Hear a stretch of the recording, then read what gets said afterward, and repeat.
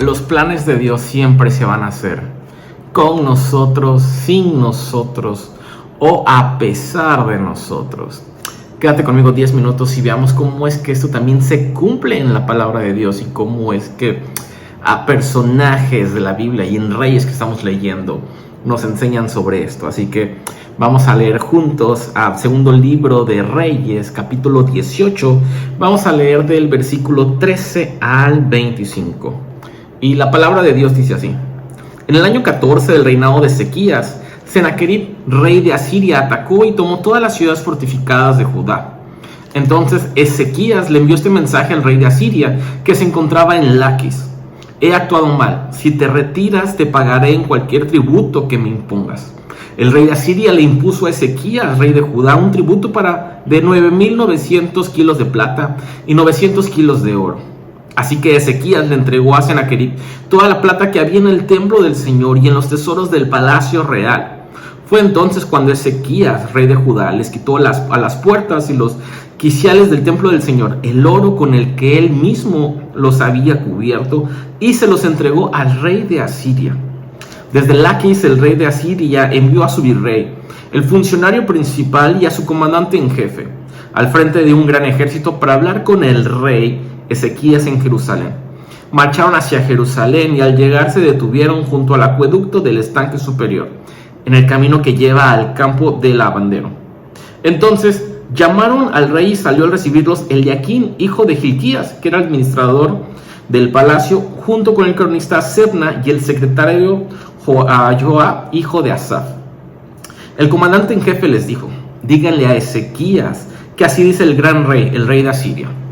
¿En qué se basa tu confianza? Tú dices que tienes estrategia y fuerza militar, pero estas no son más que palabras sin fundamento.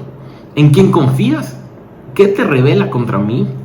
Ahora bien, tú confías en Egipto, ese bastón de caña astillada que traspasa la mano y hiere al que se apoya en él, porque eso es el faraón, el rey de Egipto, para todos los que en él confían.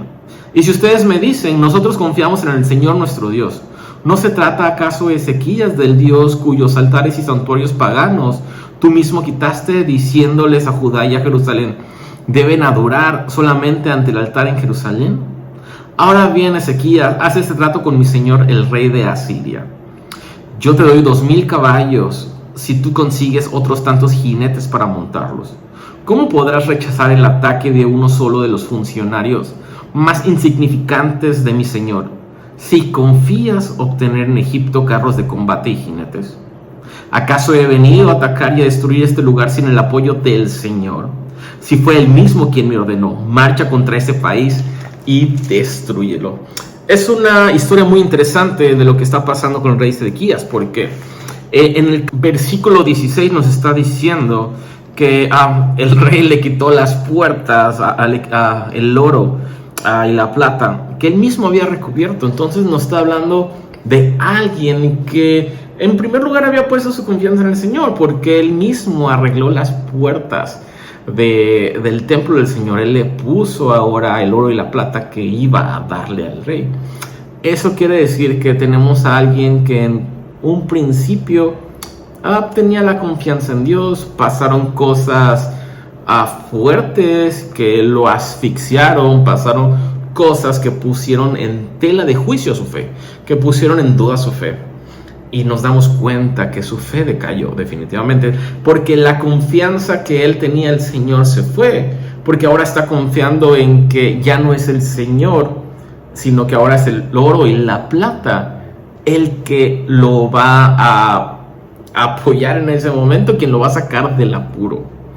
Y sigue relatando, dice que ahora él entrega esto y quiere hacer un pacto con el rey de Asiria. Entonces, en primer lugar tenemos a alguien que confiaba en el Señor, pasaron estas pruebas, estas luchas, y ahora confía en su poder, en su dinero, en sus riquezas.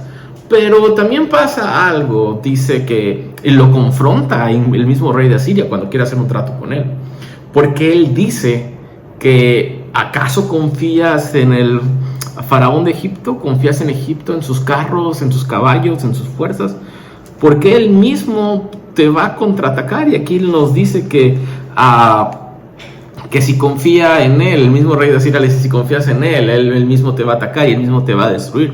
Entonces tenemos a alguien que primero tenía su confianza en el Señor, pasaron pruebas, tenía su confianza en el dinero y en sus riquezas, pero ahora también está poniendo su confianza en sus relaciones, porque él planea hacer una alianza con Egipto para poder derrotar. Y aquí es interesante cómo es que el mismo rey de Asiria al final de ese texto le dice, sabes que ni tu riqueza, ni tu oro, ni tu plata, ni Egipto te va a salvar. Y me encanta cómo dice el versículo 25, dice, ¿acaso he venido a atacar y a destruir este lugar sin el apoyo del Señor? Si fue él mismo quien me ordenó, marcha contra ese país y destrúyelo. Es muy raro porque estamos viendo ahora a un rey pagano, estamos viendo a un rey de otra nacionalidad, estamos viendo a alguien que obviamente no confía en Dios, que no tiene a Dios en su corazón y no es parte de su historia, diciéndole al rey de Israel, al rey del pueblo de Dios, hey, ¿en dónde se fue absolutamente tu confianza? ¿Sabes? Yo vengo y te quiero atacar a ti, te voy a atacar a ti, no porque yo quiero, sino porque el Señor me ha mandado. Tenemos a un pagano obedeciendo a Dios y tenemos a un creyente desconfiando de Dios. ¿Sabes? Pero muchas veces nuestra historia no es tan diferente de estos reyes de Sedequías, porque muchas veces tú y yo empezamos bien, empezamos confiando en Dios, pero llegan las pruebas, llegan las situaciones, y aquí es donde tu fe siempre se va a poner a prueba en medio de esas situaciones. ¿En quién vas a confiar? Y esta historia nos enseña mucho sobre esto. ¿En quién vas a confiar?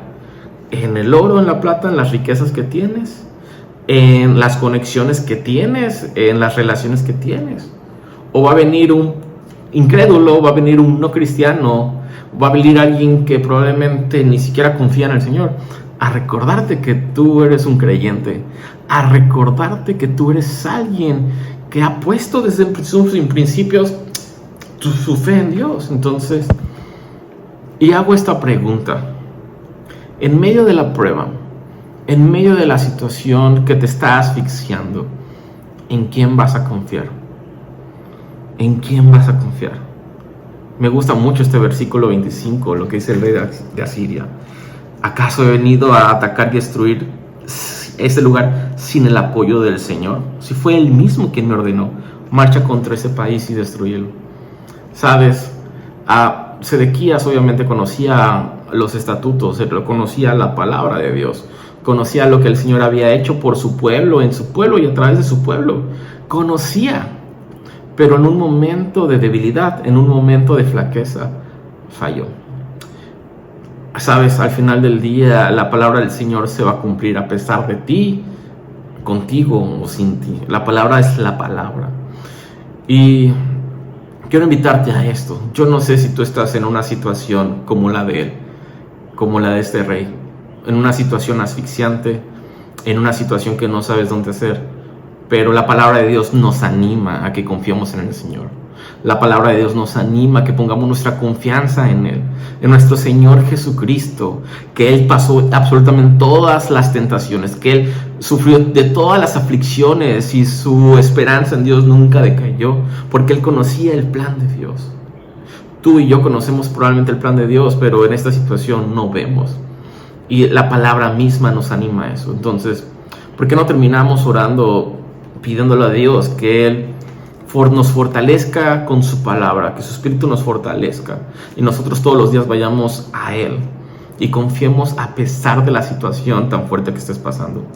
Bendito Padre Celestial, te doy muchas gracias, Señor, por tu palabra. Gracias porque tú nos animas a través de ellas y nos apoyas y nos animas a confiar en ti, Señor. A confiar en ti, Señor. Ayúdanos, Padre. Ayúdanos, Señor, a depender de ti a pesar de la situación.